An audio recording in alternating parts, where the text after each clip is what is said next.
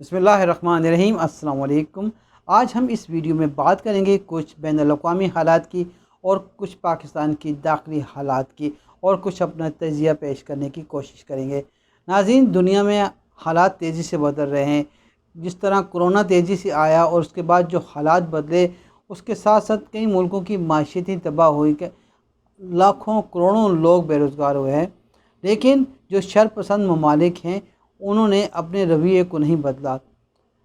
اگر ہم دیکھیں تو بہت ساری آنے والی جنگیں جو ہیں وہ مسلط ہو سکتی ہیں دنیا پر۔ اسرائیل کا جو اپنا وہ منصوبہ ہے، وہ اپنی وسعت دینا چاہتا ہے سلطنت کو، اور اس کے لیے وہ دن رات محنت کر رہا ہے۔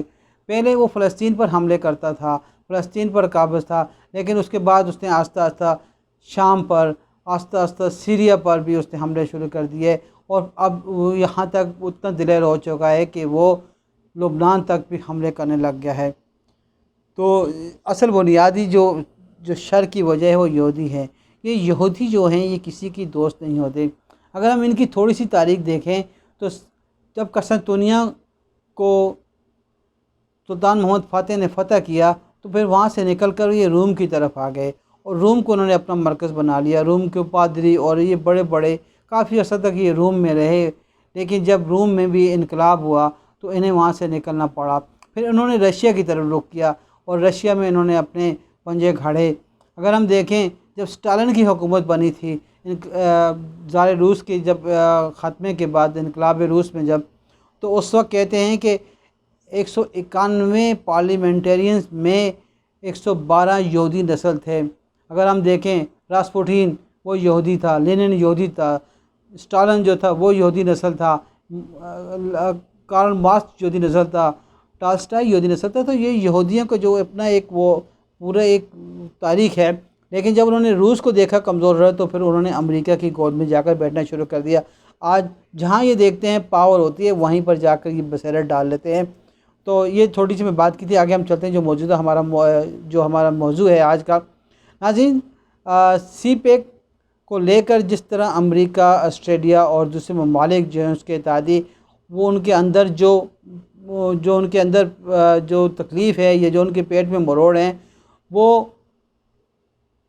اتنی آسانی سے نہیں جائیں گے۔ وہ اس چیز کو اتنا نہ ہی ان کو اتنے آسانی سے اس پر عمل کرنے دیں گے، وہ تمام اپنے حربے بروئے کار لائیں گے۔ لیکن ناظرین، یہاں پر ہم دوسری طرف دیکھیں تو یہ جو سے ملکی جو بلاک بننا شروع ہوا ہے، جو آگے بہت سارے ممالک اس میں شامل ہو رہے ہیں۔ اگر آپ دیکھیں کہ یہ تین جو ملک ہیں یہ ان کا بلاک نہیں بلکہ تین ایٹمی طاقت ہیں، رشیا، چائنا اور پاکستان۔ دنیا کی اگر ہم 7 کنفرم ایٹمی ریاستوں میں 3 ریاستیں، اور وہ بھی انٹر کنیکٹڈ اور بارڈرز کے ساتھ ایک دوسرے کے بارڈر سے کنیکٹڈ ہیں، وہ ایک ساتھ ہو رہی ہیں، تو باقی 4 ممالک کو یا باقی جو دنیا میں جو امریکہ اور اس کے اتحادی ہیں ان کو تکلیف ہونا لازمی بات ہے۔ اور اس کے بعد اس کے ساتھ ساتھ اگر آپ دیکھیں کہ ایران جو پٹرول پاور ہے جس کے پاس، اس کے بعد دیکھیں قطر بھی اس میں شامل ہو رہا ہے جو دنیا کا دوسرا بڑا LNG گیس کا مرکز ہے۔ اس کے بعد اگر آپ دیکھیں ترکی، وہ ایک معاشی نہ صرف معاشی پاور ہے، معاشی طاقت ہے، بلکہ وہ اپنے فیصلوں میں ایک منفرد مقام رکھتا ہے۔ جس طرح ابھی دیکھیں اس نے جب بھی کوئی مسلمان دنیا پر یا مسلمان ممالک پر کوئی بات ہوتی ہے تو سب سے پہلے جو رسپانس آتا ہے وہ ترکی کی طرف سے آتا ہے۔ اگر آپ دیکھیں ابھی جس طرح انہوں نے بہادرانہ طریقے سے صوفیہ مسجد کا جو مسئلہ کیا، ابھی ایک اور گرجے کو انہوں نے طیب اردگان نے اسے مسجد بنانے کا فیصلہ کیا ہے۔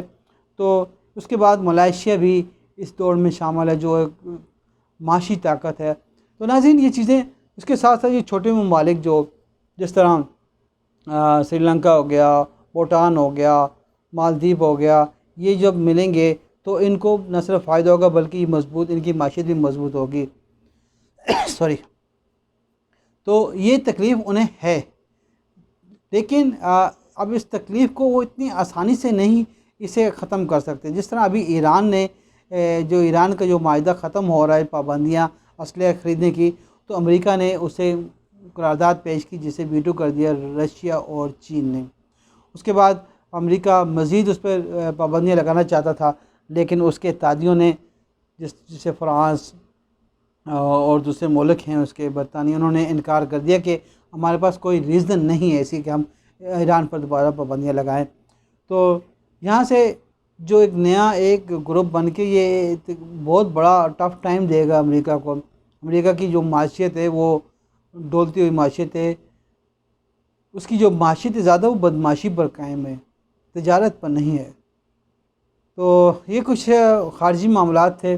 ترکی میں ایک بڑی چیز جو سامنے آئی ہے وہ گیس کے قدرتی گیس کے ذخائر نکلے ہیں جو 2600 ٹریلین کیوبک فٹ ہیں۔ ناظرین، اگر یہ ان کا یہ تقریباً کہا جاتا ہے کہ 20 سال کے لیے ان کی ضروریت کے لیے کافی ہوں گے، اور یہ تقریباً 6 سے 7 سالوں میں یہ پروڈکشن ہو جائے گی اور 2 سے 3 بلین ڈالر اس پر خرچہ آئے گا۔ تو بہت بڑی خوشخبری ہے ترکی کے لیے۔ تو آگے چلتے ہیں، ہم آج آتے ہیں پاکستان کے داخلی حالات پر۔ پاکستان کی داخلی سیاست میں عمران خان کا جتنا تذکرہ نہیں ہوتا جتنا عثمان بزدار کا ہوتا ہے۔ اس کی وجہ کیا ہے؟ اس کی وجہ یہی ہے کہ وہ ایک غریب خاندان کا چشم و چراغ ہے، اس کے پیچھے کوئی بڑی سیاسی وابستگی نہیں ہے، کوئی سیاسی بیک گراؤنڈ نہیں ہے۔ ناظرین، یہ اگر ہم دیکھیں تاریخ میں تو جس طرح بھٹو کے دور میں جو وزیر اعلیٰ تھا حنیف رامے، اس کے ساتھ جو حشر کیا جاتا تھا، جو سازشیں ہوتی تھی، اور نواز شریف کے دور کا جو حیدر وائیں تھا جو اس کے ساتھ جو ہوتا تھا، وہی سازشیں، وہی حرکات اور وہی چیزیں، وہی حربے عثمان بزدار کے خلاف بھی استعمال کیے جا رہے ہیں۔